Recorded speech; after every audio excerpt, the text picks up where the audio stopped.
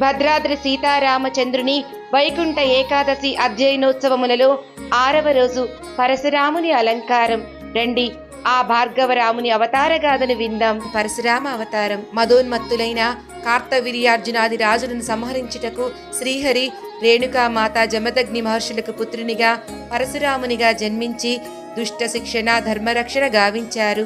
21 సార్లు భూమండలమంతా చుట్టి క్షత్రియ నిర్మూలనం గావించారు. తద్వారా సంపాదించిన భూమినంతటిని కశ్యపునికి దారపోసి సప్త చిరంజీవుల్లో ఒకరై మహేంద్రగిరిపై నేటికి జీవించి ఉన్నారు.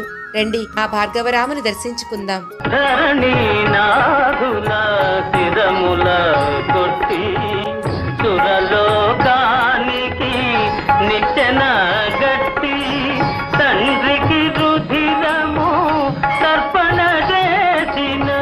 పరశుధరా భృగురామా